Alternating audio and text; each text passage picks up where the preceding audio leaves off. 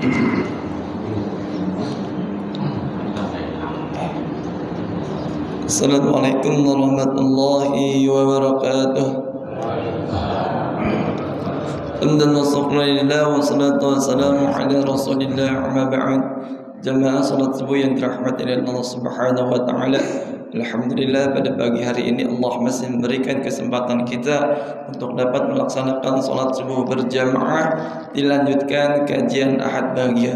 Insyaallah guru kita pada hari ini yaitu Ustadz Faik Jamroni MA dengan tema menjadi golongan manusia yang beruntung. Mari sama-sama kita dengarkan kajian kita pagi hari ini. Waktu dan tempat kami persilakan. Bismillahirrahmanirrahim. Assalamualaikum warahmatullahi wabarakatuh. Innal hamdalillah nahmaduhu wa nasta'inuhu wa nastaghfiruh. Wa na'udzu billahi min shururi anfusina wa min sayyiati a'malina. May yahdihillahu fala mudilla lahu wa may yudlilhu fala hadiya lahu. Asyhadu an la ilaha illallah wahdahu la syarika lahu wa asyhadu anna Muhammadan 'abduhu wa rasuluh la nabiyya ba'dahu. Allahumma salli wa sallim wa barik wa an'im ala nabiyyina Muhammadin wa ala alihi wa ashabihi wa man tabi'ahum bi ihsan ila yaumil qiyamah. Ashkurullah azza wa jalla bi ni'matihi la tuhsuha. Apa kabar Bapak Ibu semuanya, sehat? Tidak lupa dan senantiasa kita mengucapkan hamdalah atas ni'amnya, atas nikmat-nikmatnya yang tentunya mustahil mampu kita hitung. Salah satunya adalah nikmat sehat. Orang ketika dicabut kesehatannya itu, ketika diuji oleh Allah dengan sakit, maka 4 perkara yang diambil darinya. Jadi seorang kalau ada yang diuji dengan sakit, maka 4 perkara yang diangkat. Yang pertama adalah kesehatannya. Kalau sudah kesehatannya itu dicabut, maka yang kedua kenikmatannya pun ikut tercabut. Kalau sudah sakit Pak, udah nggak enak, nggak ada kenikmatan itu sudah. Tidur nggak enak, makan nggak enak, maka kenikmatan dicabut, diangkat. Pun setelah kenikmatan dicabut, keceriaannya juga diambil oleh Allah, diangkat juga. Karena kalau sudah sakit, ya bagaimana kalau mau ceria itu? Kalaupun dia hanya tersenyum itu senyum untuk nyenengin saja, ya karena sudah nggak enak perasaan, pikiran kalau sakit ya. Jadi diangkat apa?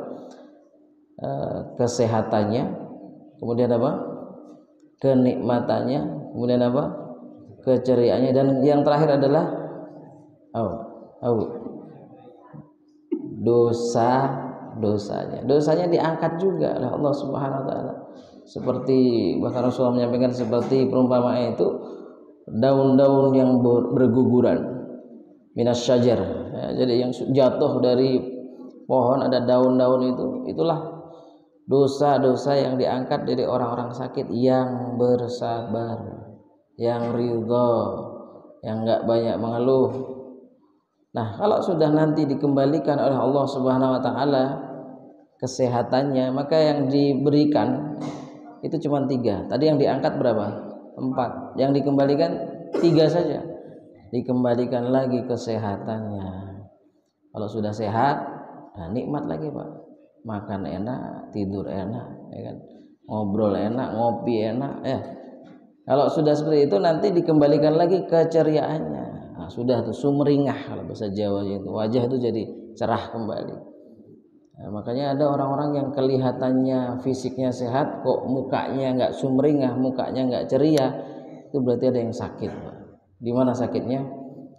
Hatinya mungkin terluka, mungkin dia lagi sedih, ya. Padahal fisiknya sehat. Dikembalikan 3, kesehatannya dikembalikan, kenikmatannya dikembalikan, kemudian apa? Keceriaannya dikembalikan. Tapi satu yang tidak dikembalikan, apa itu? Dosa, diangkat dosa. Makanya seorang mukmin itu ketika mendapati dirinya diuji dengan sakit, itu tetap bersyukur dan bersabar, Pak. Bersyukur karena tahu bahwasanya Allah uji dengan sakit, maka Allah akan berikan apa? Kebaikan dari gugurnya dosa-dosa. Maka kalau kita menjenguk orang sakit itu apa? Ada kalimat apa, Pak? Tahurun. Insya Allah, tahurun insya Allah. Semoga Allah karuniakan kepadanya dibersihkan dosa-dosanya dengan asbab apa? Ujian dari sakit. Alhamdulillah Allah anugerahkan kita pada subuh ini sehat semuanya, sehat walafiat. Maka tidaklah kita berharap bahwasanya ketika kenikmatan ini ada, kita tetap semangat untuk hadir di majelis ilmu ini. Karena apa, Pak? Keutamaan orang yang duduk di majelis ilmu itu salah satunya adalah ilmu itu akan menjaga kita. Ilmu itu akan menjaga kita. Orang yang berilmu beda jauh dengan orang-orang yang tidak berilmu. Yang kedua apa? Orang-orang sekeliling di majelis ilmu pun akan menjaga kita. Jadi bukan cuma ilmu saja, Pak. Teman-teman kita duduk di majelis ilmu itu adalah komunitas orang-orang yang Rasulullah menyampaikan, orang itu disampaikan al-auliya alladzina idza ru'u dzikirallah.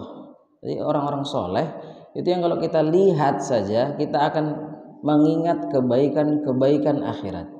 Saya lihat si fulan senang ngaji, ingat tuh kebaikan-kebaikan akhirat. Dia senang ngaji, dia senang sedekah, dia senang duduk di majelis ilmu.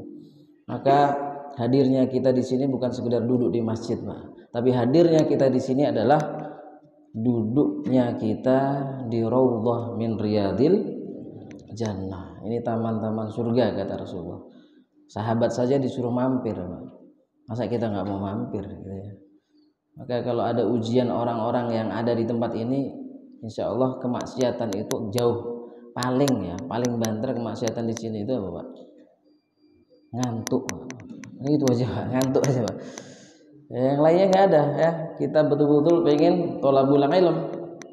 Maka semoga Allah anugerahkan juga kita kebaikan yang seperti sabda Rasulullah dalam hadis riwayat Hakim, hari ini lebih baik dari hari yang kemarin. Robih mangkana yaumuhu, barang siapa yang hari ini lebih baik dari hari yang kemarin, apa disampaikan robih.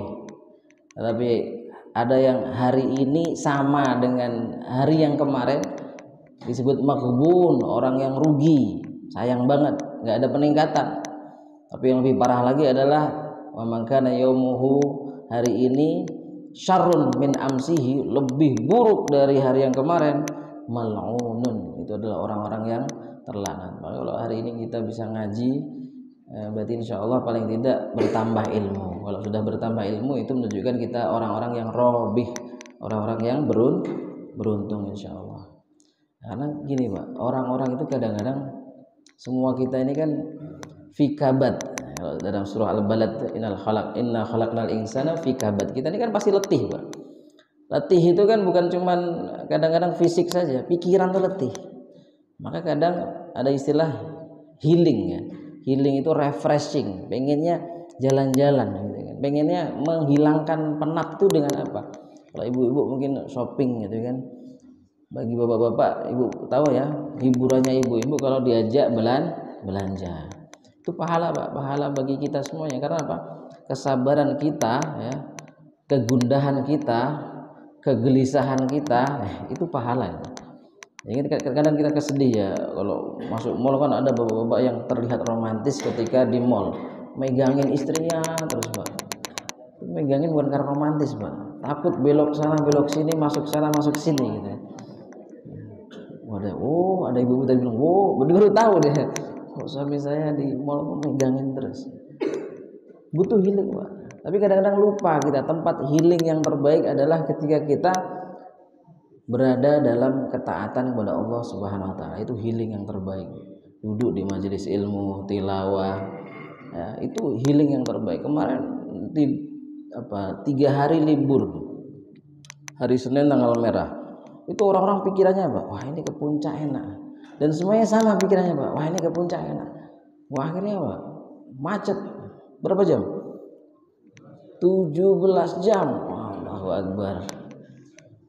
Itu kalau bapak bawa Quran, Pak, udah, Pak, hatam itu, Pak, nunggu 17 jam itu ya, di mobil maju nggak bisa, mundur nggak bisa, kanan kiri nggak bisa. Akhirnya, Pak, tidur di situ, makan di situ, entah buang hajat di mana segala macam. Yang tadinya pengen healing malah sinting, Pak, malah sinting. Dan itu orang-orang yang menginginkan kebaikan dari rohah, istirahat ingin menghilangkan penat. Maka beruntunglah Bapak Ibu rahmat Allah tahu ya, tempat healing yang terbaik adalah salah satunya Khilaqud Dzikr. Karena di sini kalau ada puncak itu taman puncak yang indah, ini taman-taman surga. Bapak Ibu rahmat Allah, kita akan bahas tema tentang golongan orang-orang yang beruntung, yang dijamin tidak celaka. Di surah Toha ayat 123 disampaikan di situ, Bismillahirrahmanirrahim. Fa imma ya'tiyannakum minni hudan famanittaba'a hudaya fala yadhillu wa la yashqa. Disampaikan di ayat ini Pak tentang orang itu enggak akan mungkin ya, bahkan disampaikan la yadhillu wa la yashqa, tidak mungkin tersesat dan tidak mungkin celaka.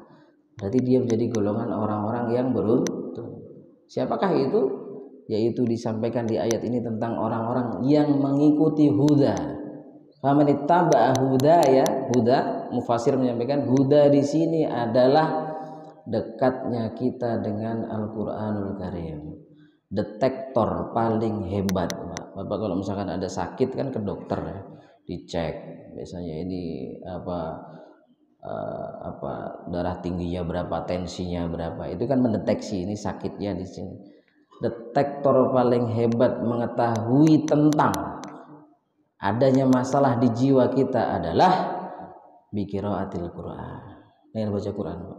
Siapa menyampaikan itu? Sahabat Utsman bin Affan. Sahabat Utsman beliau menyampaikan lau tahurat qulubukum masabitum bikalamillah. Kalau seandainya hatimu bersih, jiwamu bersih, enggak ada masalah ya, maka tandanya adalah kita itu mudah sekali menghabiskan waktu kita dengan tilawah Al-Quran. Masa bitum bikalamillah, apa sabitum? Kamu gak akan pernah kenyang, kurang terus, pengen terus, nikmat terus. Ada ya orang-orang kalau baca itu Allah nikmat itu Pak. Nah, kita kan kadang nikmat itu datangnya pas Ramadan saja. Bisa Ramadan itu enak banget. Emang iya setan-setannya di kerangkeng ya kan. Tapi di luar itu kadang-kadang susah. Baca satu lembar itu udah kayak orang diruqyah, Pak. Aduh, nggak betah gitu. Giliran megang gadget tuh bisa berapa jam? Bisa berjam-jam. Giliran megang Al-Quran, ya Allah, bisa 2 lembar saja Pak, ada sholat. Itu luar biasa. 2 lembar saja setelah sholat. Habis sholat lagi 2 lembar lagi, 5 waktu gitu. Insyaallah paling enggak 1 hari bisa 1 juz. Istiqomah mudah apa berat? Jawabannya berat. Berarti ada masalah di jiwa kita. Ada masalah. Mari sampaikan di sini bahwasanya fa imma ya'tiyannakum min hudan famanittaba'a fala yadhillu wa la yashqa. Enggak mungkin celaka. Wah, berarti ini beruntung nih orang-orang yang dekat dengan Al-Qur'anul Karim.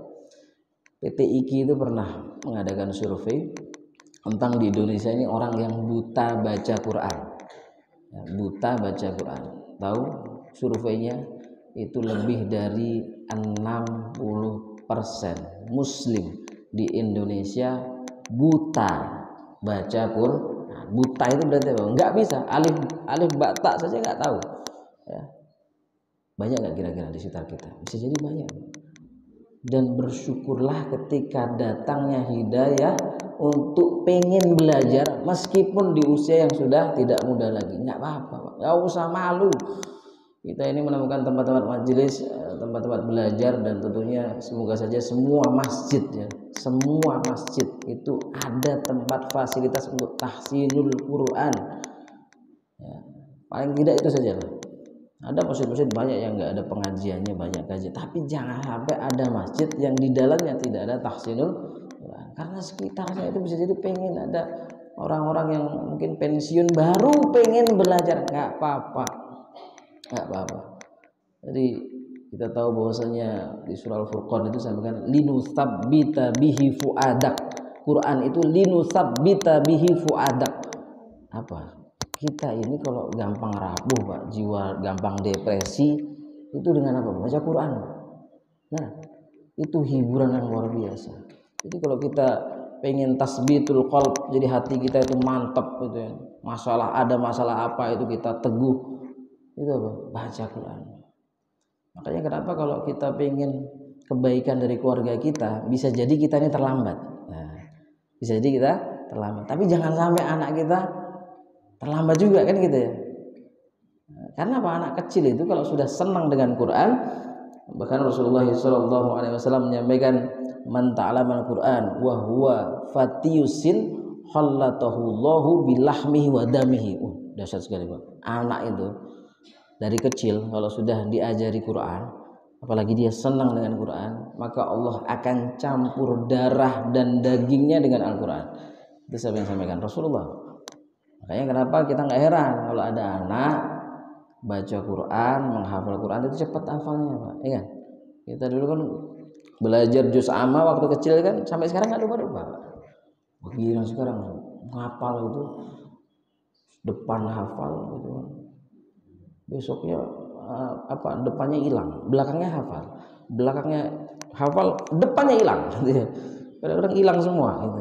Memang betul kalau anak kecil itu kan naksi alal hajar, kayak orang mengukir di atas batu. Jadi ya nggak hilang-hilang, kena hujan, kena angin nggak hilang-hilang. Orang dewasa itu kayak nulis di atas pasir, jadi kena angin ya hilang. Jangan sampai kayak nulis di atas air gitu, mau hafalin susah. Tapi nggak apa-apa, kalaupun menginginkan untuk hafalan dan itu ada masakohnya, ada kesulitannya, tetap nggak apa-apa Pak, hafalin saja. Itu insya Allah akan ditulis oleh Allah Subhanahu Wa Taala min ahlil Quran, senang sama Quran. Masalahnya gini Pak, orang yang diberikan kebaikan Al-Quran saja kadang-kadang diuji, ya kadang-kadang masih diuji. Saya paling ngeri itu, merinding itu pernah baca di kitab Bidayah wa Nihayah itu Pak, ada kisah di situ. Ibnu Katsir ya menulis kitab Bidayah wa Nihayah. Di situ diceritakan ada seorang bernama Abdah bin Abdurrahim. Beliau menyampaikan kisah.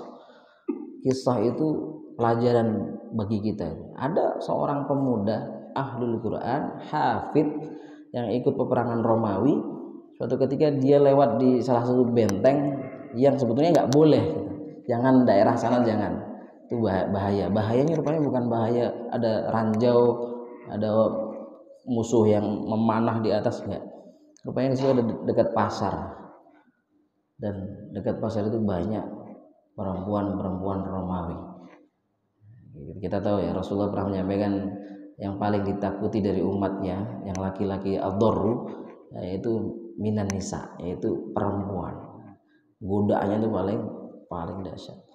Rupanya dia tidak mengindahkan perintah itu, dia tetap ke daerah. Betul, dia ketemu dengan perempuan yang sangat jelita, rupawan, dan langsung jatuh hati ya. Nah, ketika itu tiba-tiba dia dengan mendekat dan menyampaikan kepada saya, apa yang bisa aku lakukan untuk bisa mendapatkanmu gitu. Lalu disampaikan di kisah itu, perempuan tadi menyampaikan, gampang saja, masuklah ke agamaku maka kamu akan mendapatkanku. Sudah Pak, kalau sudah nafsu itu sudah dikuasai setan, hafid Pak, akhirnya apa, dia ikuti hawa nafsunya, dia masuk ke wilayah situ dan menyampaikan ingin melamar tadi dengan syarat apa, dia masuk agama, dia murtad Pak, murtad. Bahkan ketika peperangan usai, dalam kisah itu disampaikan, sahabat itu bertemu dengan orang tadi itu, si pemuda tadi, dan ditanya, bagaimana engkau bisa melakukan ini, bagaimana dengan hafalanmu, kamu murtad, bagaimana dengan hafalanmu? Maka Pak, orang ini menyampaikan bahwasanya hilang semua hafalanku, kecuali 2 ayat saja yang masih aku ingat, di surah Al-Hijr ayat 2 dan 3. Dan kalau kita baca ayat itu ngeri itu Pak, betul-betul Allah itu langsung membuat renungan ya, muhasabah ya, peringatan keras. Disampaikan itu, rubama yawaddul ladina kafaru law kanu muslimin. Begitu banyak rubama itu apa?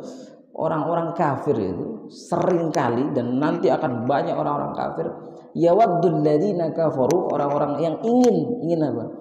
Ingin menjadi orang muslim, ingin masuk Islam, nyesal dulunya kenapa gitu, mengikuti hawa nafsunya.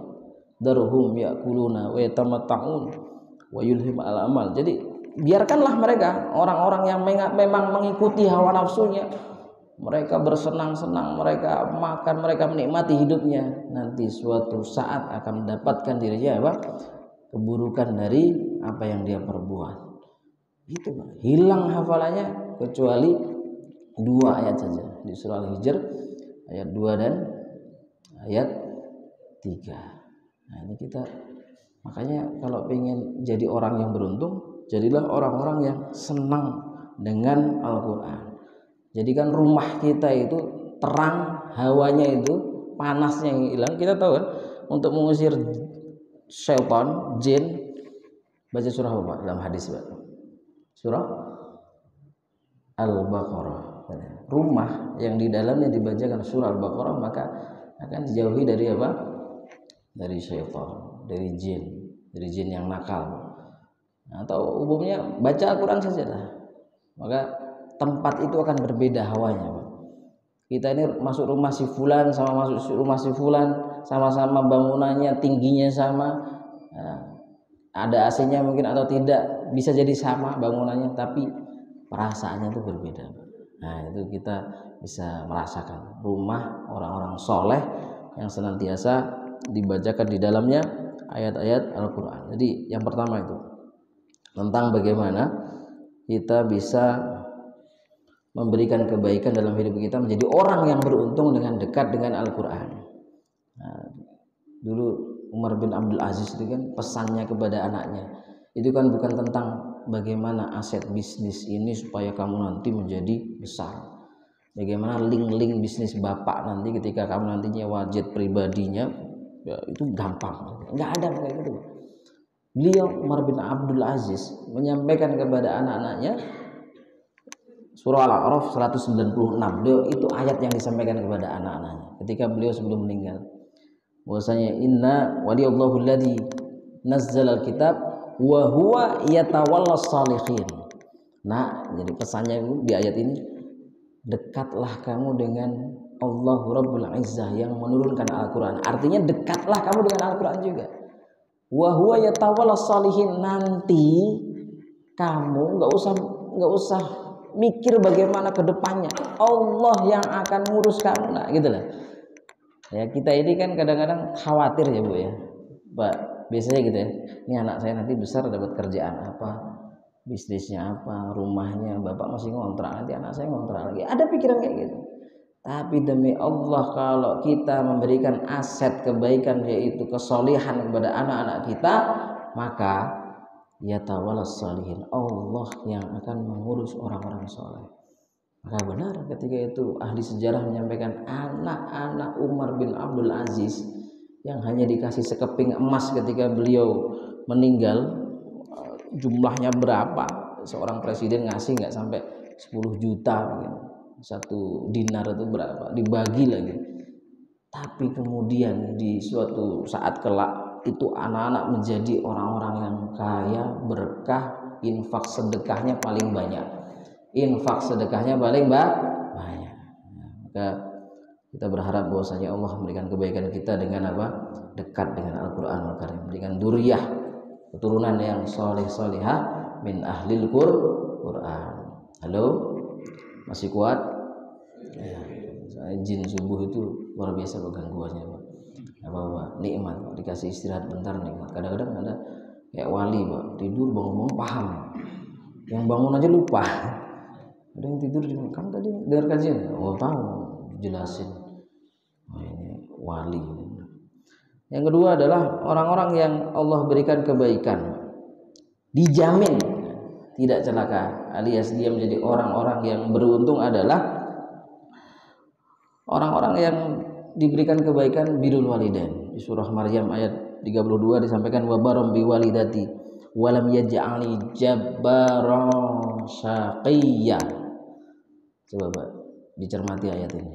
Rupanya ya, kalau pengen hidup kita dimudahkan, beruntung dari segala sisi, kebaikan agamanya, dunianya, maka tidak bisa lepas dari wabarroh biwalidah.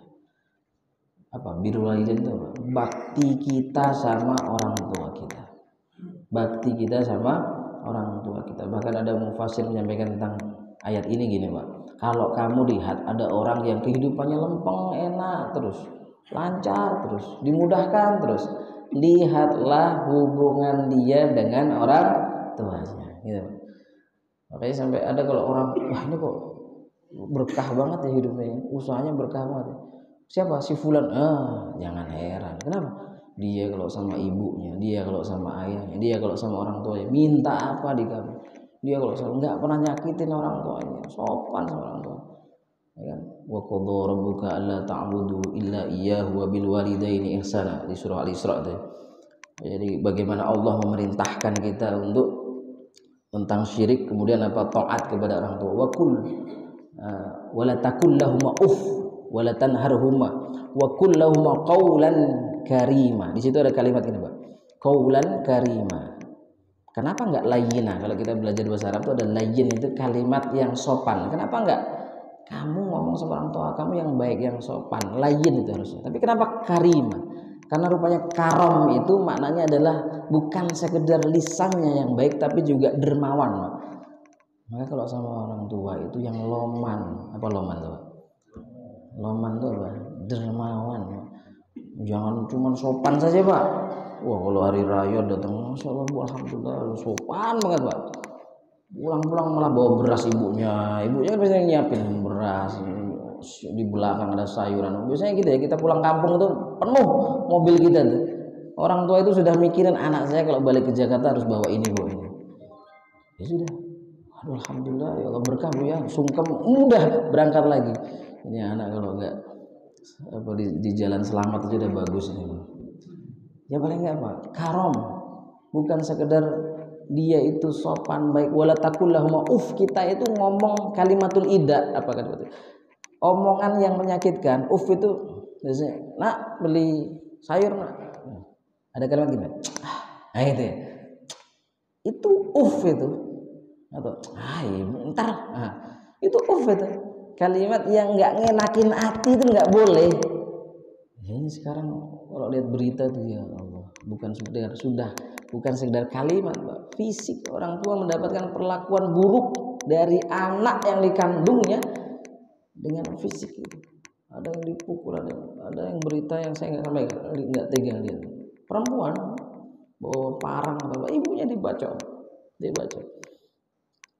Betul-betul zaman dimana kita harus banyakin kebaikan di rumah kita, tentang tuntunan ajaran akhlak kepada orang tua itu harus betul-betul dimaksimalkan. Ini zaman yang luar biasa. Jadi sampai ada istilah anak yang punya orang tua tapi merasa tidak punya orang tua, kehilangan kasih sayangnya. Nah, kita masih beruntung, Mbak, di negara kita ini ya, ketika Allah anugerahkan kebaikan birrul walidain itu kan unggah-ungguh kan masih ada ya, insya Allah masih ada. Artinya anak ngomong sama orang tuanya itu dengan lembut, dengan bahasa yang sopan, itu masih ada. Di Jepang itu pernah itu, Pak, dan dalam legendanya, entah mitos atau tidak, tapi semua mengakui ada di sana itu istilahnya ubasute, Pak. Ubasute itu gini, kalau orang tua sudah tua itu dibawa ke hutan. Sampai di sana dikasih makan, dikasih tempat, mungkin apa, habis itu ditinggal. Terus terang, saya waktu membaca artikel itu di National Geographic itu kayak nggak percaya, masa iya sih ada anak tega ketika orang tuanya sudah renta, nggak bisa ngapa-ngapain, lemah, itu dibawa ke hutan, dikasih makan, habis itu ditinggal. Ya udah, nanti mau diambil dewa atau nanti mati seperti apa, ya nggak peduli sudah. Itu pernah jadi budaya di sana. Nah, waktu itu saya mikir nggak mungkin ada anak tega kayak gitu. Ya, rupanya banyak kayak gitu. Anak yang membuang orang tuanya itu ada nggak sedikit rupanya. Wow. Jadi ada anak membawa orang tuanya ditaruh di jalan, Bu, tunggu di sini, Bu. Habis ditinggal. Ditungguin anak saya sore sampai malam. Bu, tunggu siapa? Nggak tahu saya di mana nih, Pak. Lah, ibu di mana? Rupanya ibunya nggak pikun gitu. Tadi saya diantar sama anaknya sih. Udah main ke rumah saya gitu. Sampai anak itu nggak balik lagi sih. Akhirnya dibawa ke panti jompo, yayasan yang rawat. Dan itu sering kali terjadi. Oh, berarti dulu legenda di Jepang itu bukan sekedar legenda saja, bukan cerita-cerita rakyat saja. Rupanya di hari-hari sekarang juga kita temukan. Makanya kenapa ketika Rasulullah pernah ditanya, man ahakun nas bi husni sahabah, ya Rasulullah, siapakah orang yang aku pengen berbakti luar biasa kepadanya, siapa ya Rasulullah? Ummuka. Sumaman ya Rasulullah. Ummuka. Sumaman 3 kali ya. Summa abuka. Sampai ulama menyampaikan gini, kenapa Rasulullah menyampaikan 3 kali itu? Ada rahasianya itu. Karena tidak ada bagi laki-laki ya untuk menggantikan 3 hal dari perempuan. Apa itu? Mengandung, melahirkan. Mengandung dulu, Pak. Nah, baru melahirkan. Mengandung, kemudian melahirkan dan menyusui. Ya mungkin kita.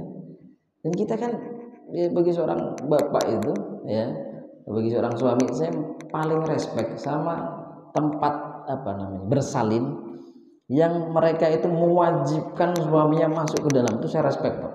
Karena ada yang nggak boleh ya, ada yang buat tunggu di luar aja, Pak, tahu beres gitu. Udah nanti saya paling seneng kalau suruh masuk, Pak. Oh, itu biar tahu kita gimana dijambak, mau ditampar ya, mungkin ada pengalaman di cakar gitu. Bagaimana rasanya istri itu meregang bainal haya wal mamat, antara hidup dan mati, itu kayak apa? Jadi itu menumbuhkan empati sayang suami kepada istri kayak gini loh. Kalau bahasa kedokteran 40 del, rasa sakit seperti tulang-tulang yang dipatah-patahkan, rasanya kayak gitu. Makanya ada istilah baby blues ya. Apa baby blues itu? Seorang ibu yang stres yang karena anaknya itu, Allah, itu sebetulnya kalau saya bilang baby blues itu ya tentunya ada gangguan-gangguan setan di situ. Makanya harus perbanyak zikir ya kan, perbanyak dekat sama Allah, kemudian perbanyak mengerti bahwasanya sunnatul aulad ibu itu, tarbiyahnya ibu itu sunnah masakoh jadi seorang ibu itu sudah sunnatullah, harus capek, harus letih, dan itu lebih utama ibu capeknya daripada bapak ya kan. Bapak bisa tidur nyenyak kalau misalnya anaknya nangis, ibu nggak bisa ya. Seorang istri itu istirahatnya kapan? Ibu istirahatnya kapan? Halo, ketika orang rumah sudah satu rumah sudah tidur, ibu baru bisa istirahat dengan tenang. Belum tentu tenang juga. Telur habis, ya Allah, telur habis. Terong, mau masak terong habis. Bawang berambang lupa saya beli. Gitu. Mikir besok mau masak apa. Bagaimana Rasul tidak menyampaikan ummuka. Makanya kadang-kadang kalau perlu ada pelatihan, bapak pengen ngerasain apa yang dirasakan ibu-ibu itu, kelapa, Pak. Coba kita ambil kelapa, taruh perut, dikasih lakban gitu, Pak. Gak usah lama-lama, Pak. 1 hari saja, Pak. Bawa kelapa, duduk, tidur. Itu baru ngerasain tuh, miring gak enak. Gak bisa, apalagi tengkur. Membawa beban 9 bulan lamanya. 9 bulan lamanya. Makanya kenapa sampai disampaikan di ayat ini tentang tidak mungkin orang itu celaka kalau dia kebaikan kepada orang tuanya, baktinya sama orang tuanya itu hebat. Makanya kalau anak kita ini dipanggil juret saja, Pak. Tahu juret ya, itu dalam hadis sahih disampaikan juret itu dipanggil ibunya ketika sholat ya, ketika ibadah. Anak kita ini dipanggil ketika main game, ketika nonton TV ya. Kalau anak kita namanya sama juret, tar nanggung, itu lagi ngapain? Main game. Juret dipanggil lagi ibadah. Juret, dalam hati juret, umi am sholati, sholat. Dia mau tapan sholat. Sampai ibunya marah. Lihat, selesai, Pak, dunia kita kalau seorang ibu marah, Pak. Selesai dunia kita kalau seorang ibu mengeluarkan doa, yang doa itu adalah keburukan bagi anaknya. Akhirnya ada angan-angan ibunya doa, jangan sampai anakku mati sebelum ketemu perempuan nakal, al-musimat, dalam hadis sampaikan. Mustajab nggak doanya? Mustajab. Orang ibu itu nggak ada tirai, langsung, Pak. Juret diuji dengan dia digoda perempuan, tapi dia tidak mempan. Dia imannya luar biasa, Pak. Nggak mempan. Tapi lihat bagaimana skenario Allah tetap kemudian menguji Juret ini dengan perempuan tadi, menfitnah dia. Akhirnya lahirlah bayi, dan kemudian disitulah ada karomahnya Juret. Bayi itu bisa ngomong, siapa bapakmu? Sungguhnya ayahku ra'iyal ghanam. Sungguh ayahku adalah penggembala kambing yang ada di belakang tempat Juret ibadah. Wah, dihancurkan di tempat ibadahnya itu, Pak, sama orang-orang.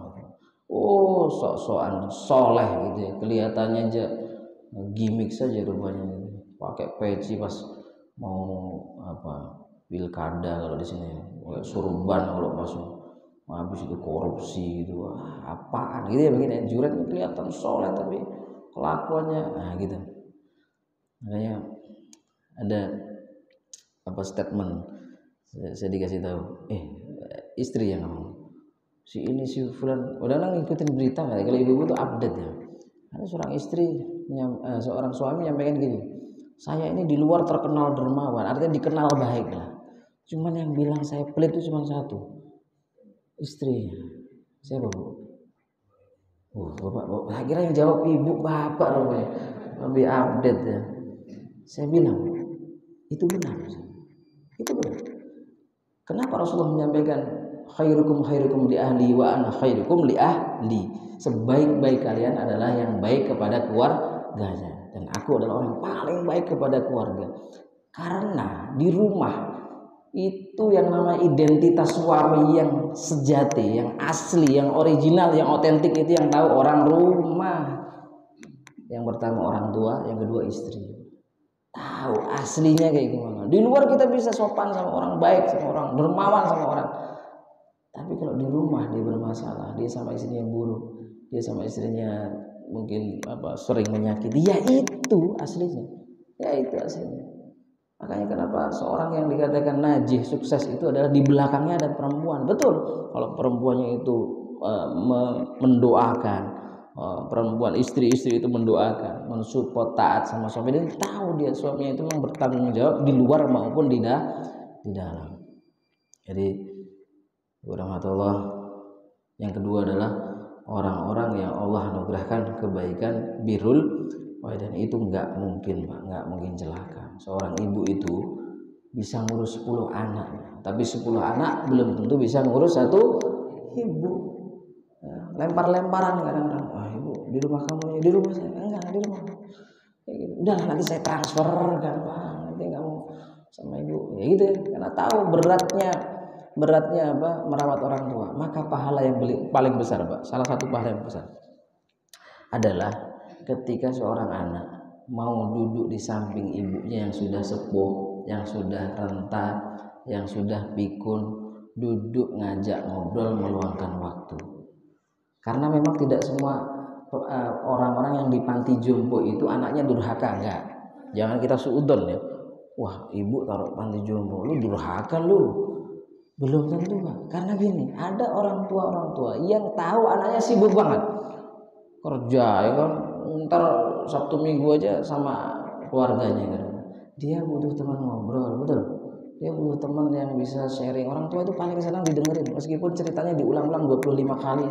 437 kali kita sudah hafal sama cerita orang tua kita, tuh hafal. Duduk kita sama mereka cerita masa lalu, dan itu sama diulang-ulang, dan kita akan mengatakan, wah iya Bu, oh gitu Bu, masya Allah. Dalam hati ini sudah ke 753 kali saya dengerin, hafal saya ceritanya. Tapi duduknya kita mendengarkan itu pahala yang luar biasa.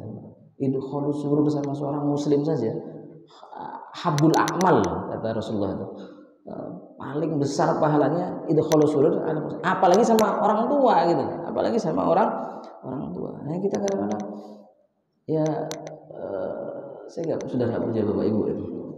Artinya ketika mereka masih ada gitu ya, ada rasa nyesel gitu. Kenapa duduk saya nggak duduk ngobrol gitu kan. Maka kalau masih ada orang tua, ajak ngobrol, ajak jalan-jalan. Jangan sampai mereka itu merasa kesepian, karena memang fase kesepian itu didapatkan ketika sudah berusia 60, 70, itu fase-fase kesepian. Kenapa? marhalahnya habis, Pak. Marhalah itu apa? Periodenya sudah banyak yang sudah pindah hijrah ke alam yang sebelah, alam barzah. Dan kenapa Allah anugerahkan kebaikan kepada orang tua ini luar biasa? Gini, kebaikan kita kepada orang tua itu Allah langsung kasih cash, Pak. Keberkahan kebaikannya itu Allah langsung kasih cash. Jadi kalau kita birrul walidain luar biasa. Nah, kalau bahasa yang kita sering dengar, perlakukanlah orang tuamu seperti raja, maka engkau akan mendapati dirimu dimudahkan oleh Allah seperti apa? Raja juga, dimudahkan rezekinya, dicukupkan. Nah itu, jadi gitu Pak. Terus kemudian apa? Pun sama, kalau kita ada masalah dengan orang tua, Rasulullah menyampaikan babani mu'ajjalani uqubatuhum, kan gitu ya. Ada dua iqab, ada dua punishment, ada dua hukuman yang langsung dikasih cash sama seseorang itu. Ketika dia qati'ur rahim, apa qati'ur rahim? Pemutus silaturahmi, sama al-uquq, al-baghyu, apa itu? Durhaka sama orang tua. Cash, Pak. Makanya kita sering dikasih cerita mitos tentang maling kundang ya. Allah alam maling kundang itu ada apa enggak, tapi paling tidak itu bagus lah untuk anak-anak kecil berdongeng, itu bagus. Jadi batu ya.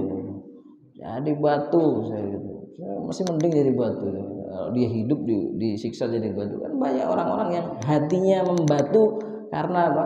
Durhaka sama orang tua. Keberkahannya hilang sudah.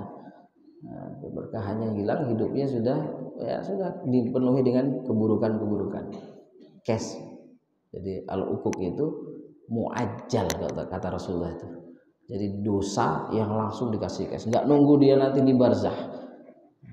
Maka kita tentunya berharap bahwasanya kita ini kalau dulu merasa telat menjadi anak yang berbakti, maka tidak ada kata telat, karena kita tahu bahwasanya doa-doa seorang anak itu adalah salah satu barometernya kita ini soleh apa tidak.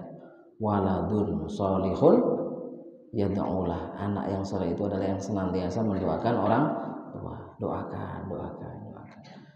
Nah, apalagi orang tua kita masih ada, kita bukan sekedar bisa mendoakan, tapi kita bisa berbakti kepada orang tua kita. Jadi itu ya, kita pengen beruntung. Nah, ada jimat. Nah, kalau orang Jawa bilang apa? Jimat. Itu apa? Orang tua. Mungkin saya bisa sampaikan di sini cerita tentang dalam kitab Biru Wasilah ya, seorang yang menggendong ibunya dari Khurasan sampai Mekah. Kemudian dia ketemu dengan sahabat, wahai sahabat Rasulullah, Ibnu Umar ketika itu, aku sudah menggendong ibuku min Khurasan hatta qadaitu manasikal haji, sampai selesai sampai melepuh ini. Aturoni jazaituha, apakah aku sudah bisa membalas kebaikan orang tuaku dengan hal seperti itu? Apa jawaban sahabat itu? Marah, Pak. Marah. Kok ada seorang anak yang ada di pikirannya dia mampu membalas kebaikan orang tua? Itu hal yang mustahil. Mustahil. Sebaik apapun kita, seroyal apapun kita sama orang tua kita, mustahil bisa membalas kebaikan orang tua kita, terutama ibu. Walau tolqatan wahidah, disampaikan, bahkan ketika darah ibumu pas kamu lahir itu ada darah satu tetes darah itu juga nggak bisa dengan kamu gendong sampai melepuh, apalagi yang lain. Ya, ada dimarahin sama sahabat, Pak. Bagaimana kita tidak takut ya dengan apa kemarahan orang tua? Maka ibu kalau marah, gimana? Saya suka marah, apalagi anak saya bikin emosi terus. Jadikan kemarahan itu sebagai peletup doa menjadi lebih cepat naiknya, tapi dengan doa yang terbaik. Gitu.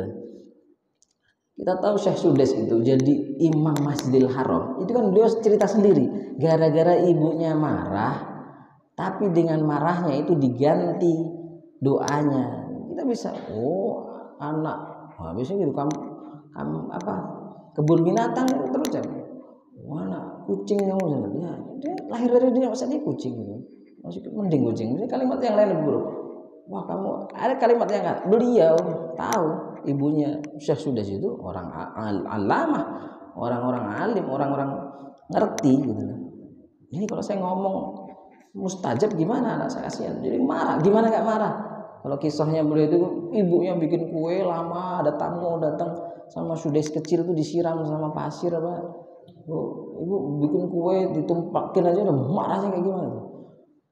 Lihat, diusir itu sama ibunya, tapi dengan usiran dengan doa. Idhab anta ya sudes antakuna imaman fi masjidil haram. Dikutuk jadi imam masjidil haram tuh. Kutuk anak ibu jadi yang baik-baik. Wah, saya doakan jadi dokter.